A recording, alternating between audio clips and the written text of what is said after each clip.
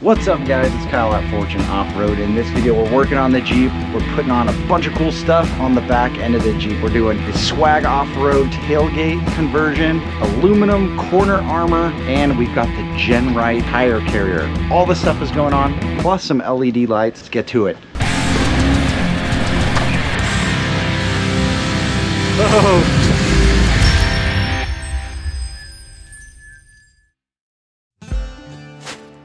Yeah, I don't like cutting holes into the body. Tailgate's kind of the body, but the issue I have is the tailgate is all dented in. I backed up into like a log and down tree when we were doing some winter wheeling. I'll throw a video in right here so you can see that blunder.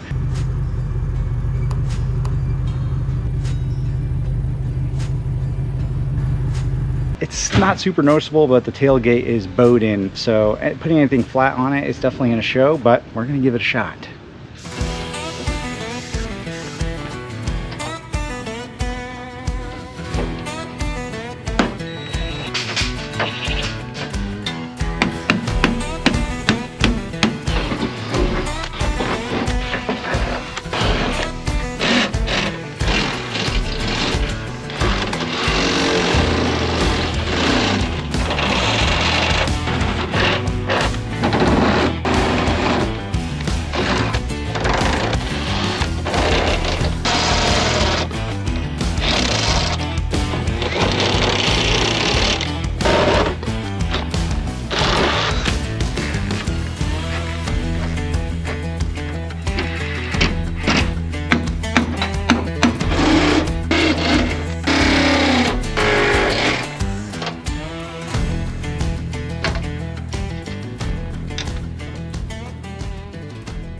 Thus far, this has been pretty easy install. Just a little bit of OCD wanting to have everything perfectly level.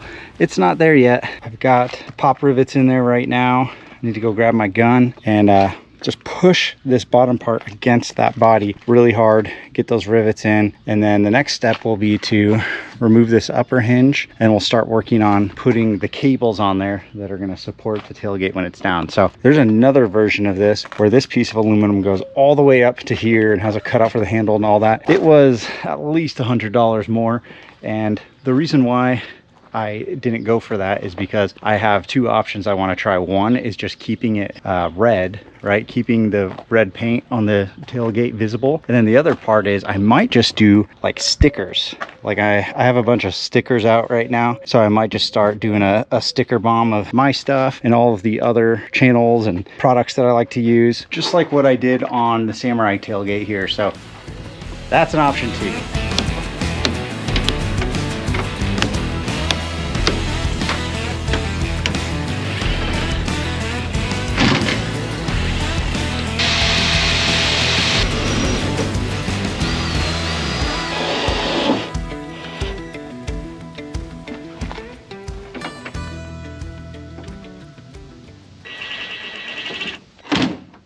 When you look at it, you're like, man, is that really strong enough to hold me up or something else up? 400 pounds. Say this thing can hold 400 pounds. It doesn't sound great sitting on it, but it appears to be holding. And we've got some leftover holes in here, and then those two big holes we had to drill out. Probably just gonna get some plugs for those, and then maybe these ones I'll just fill with some RTV or something to keep the water out of them. But yeah, that's pretty much it. Got the tailgate conversion. Right, so the tailgate install, not bad. Swag off-road makes a lot of cool stuff to where you can do it yourself. I think overall turned out pretty decent. We've got some new stuff. You probably saw it in my last video, the one where we were doing slick rock. I talked about stopping and looking at the fenders because they needed some trimming. You know, there's a couple things left over from that. We've got this rock slider only comes out to here. So I'm gonna have to bevel this and weld some more on here and then a little bit on the bottom there. And then probably have to correct that corner. This one, I'm gonna end up shaving just a little bit more off because it is really close to the tire. The end goal of this was that I would have armor on the rear end, and that I would have some more storage on the back, because this is after the trail run. You know, I have like half the stuff out of here, but with the refrigerator, all my tools on this side right down here, there's really just not a lot of room in here. And when I've got my kiddo in the back, there's not room at all, and the stuff's just stacked around him. This net has been awesome though, because I can pretty much just throw everything back here, and between the seats and this rear net, it just holds it all. Got the tailgate on, but that was the first thing we had to do, because I didn't want to cut up this corner armor from Genrite. We would have had to cut some slots out of here for the tailgate, and my tailgate's all jacked up. The first thing to do was convert this to the drop down tailgate. So that's what it looks like. Pretty simple. Once we had the drop down tailgate with no more hinges on there, I could put the corner armor on. So the corner armor is aluminum. This is the stretch version for the YJ. I have my rear axle moved 4 inches back, so I got the stretch version. It still wasn't enough. You can see, that I haven't really finished my cuts and, you know, like making it look nice and smooth, but this one came down, I want to say, to like right here. So I had a lot of cutting to do, and now it fits in there pretty close. One thing you have to change with this is the gas filler. I, once again, didn't want to cut into these fenders and put the gas filler back there, especially since it doesn't really work with the stretch back here, having such a narrow axle. So I had already done that in a previous video. My gas filler is up here now. It's just kind of welded to the roll bar a little bit. This whole setup works really nice. So that eliminated that problem. Putting these fenders on is pretty straightforward most of the time. I didn't think it was worth it to make a full video on that, so I didn't record any of it. And in hindsight, I might have gotten a little bit of footage, because there was one non-standard thing, and that's this right here. So if you follow how this corner armor is mounted up here, it's pretty high. It's a little bit higher than normal, and the reason why I did that is because I didn't want to, once again, cut this corner armor up, because this is aluminum. I don't know how to weld aluminum, and they're expensive because they're aluminum. What I ended up doing here is cutting out a bunch of this rock slider, so it's like maybe a 1/4 inch down, and that way I didn't have to cut my corner armor at all. And you know, it's not perfect, there's a little bit of a gap right there, but the reason why I didn't want to trim the aluminum for, you know, all the other reasons I just listed is also because of where this hole is located. If I would have cut that 1/4 inch off, I mean, it probably would have gotten into that hole, and this ended up being pretty easy and didn't take long at all. Gave me an opportunity to get my rock sliders off, inspect all the holes. Ended up doing some repair the holes down there and some previous damage that was done before these rock sliders were on there, and I think they look pretty cool. Like, pretty much this whole time I was planning on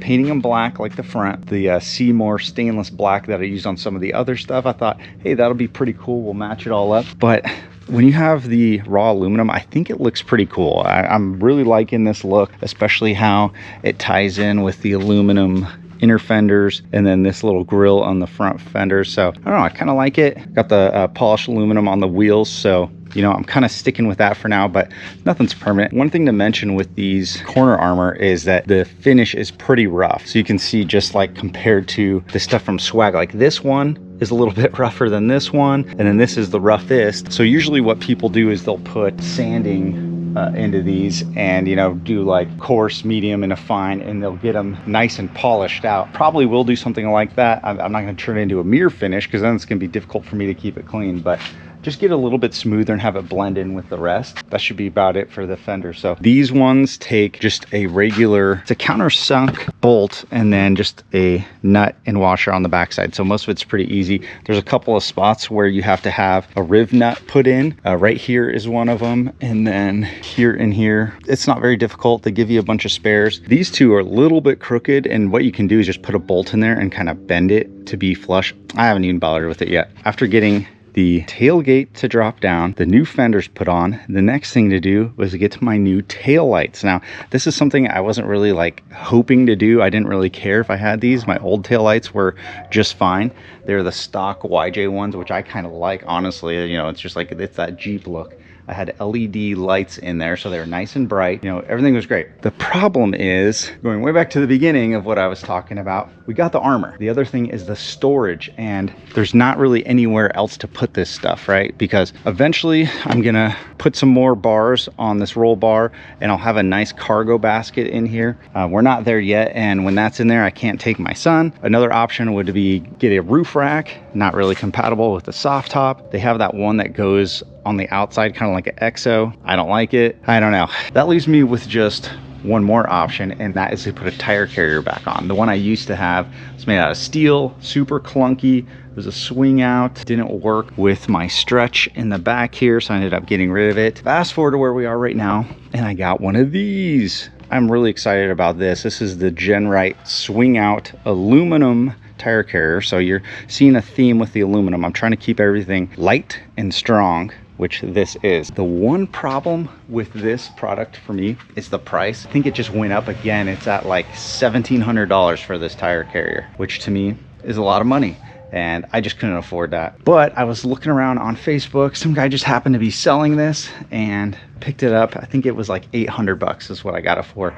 And it's in pretty good shape. Looks like it's got all the pieces. We'll find out here in a minute when I start putting it on. The other problem with this tire carrier is they don't make one for the YJ. I think the main reason for that is it interferes with the gas filler. So like the TJ's got it up there, but on the YJ you'd have it right here, right where the bottom mount needs to go. So they don't have it. I think they had like a swing down carrier for the YJ before, but since I've eliminated all those other problems I just talked about, now I can start installing this. People are probably saying, well, this is a tire carrier, so how's that gonna help you out with storage? Well, the cool thing about this style of tire carrier is it's kind of like a basket, right? It's just like a hoop that goes around, and you can, as long as you put something in the bottom, which I might do, I might just do like a clamp on basket that's that same shape. And GenRight makes an aluminum basket you can buy and bolt in there.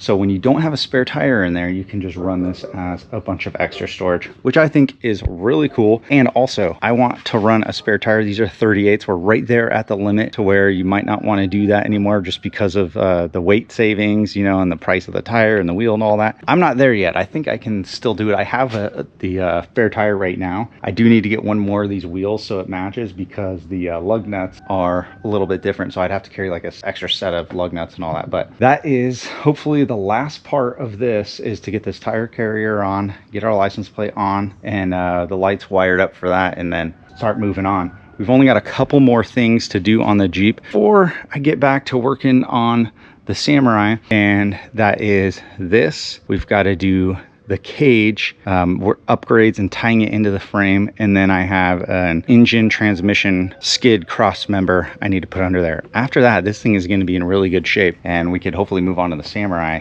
That's enough talking, way too much talking already. I'm going to get into mounting this thing up, and yeah, hopefully it goes smooth, because I really don't like drilling holes into my nice aluminum stuff.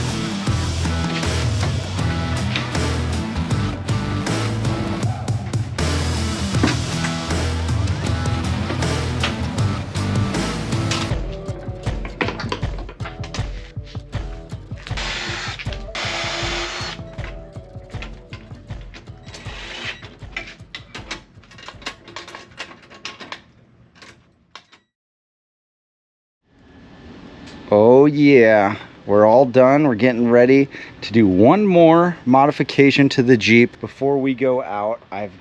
Here's a little teaser. I've got this little piece. You can guess what this is for, what that would be. A little bit of tube there. And yes, it's going on the Jeep. Plus, like doing some roll cage work on the Jeep. It's probably gonna be the last two things we do, and then it's go time for the Samurai. I've really got to hammer down on that and get it out. I'm gonna work on it this fall and this winter, and hopefully it'll be ready by ZukiCon next year. That's the goal, man. You guys got to hold me to it. But the Jeep is looking pretty rad, if you ask me, especially with the fenders on there and now the tire carrier. So I think what I'm going to do is I'm going to leave the tire in there whenever we do, especially if we're going to drive the Jeep to the trail, because we're going to want to have a spare tire just for regular on-road driving. Then if we're doing like a harder trail or a trail that we need a little bit more storage on, I'm probably going to remove this because it is some added weight onto the rear axle, and you know, we already have the ARB in there that's locking it up, so I don't want to stress it out too much. But on road it actually drives a little bit better, it rides a little bit better with this extra weight back there. But I think we can either build something or get the Genrite carrier for that thing, and you know, carry a bunch of firewood and a fuel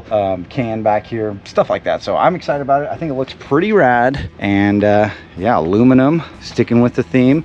From straight back it just looks like the Jeep is all aluminum, which is kind of cool. If you have any questions about these parts, where I got them from, I'll try to link them down in the description there. I don't have any codes to get you guys a good deal at Genrite. Their stuff is a little bit more pricey, but it's worth it. Buy once, cry once, and make a Jeep look really badass. All right, guys, I'll see you in the next one.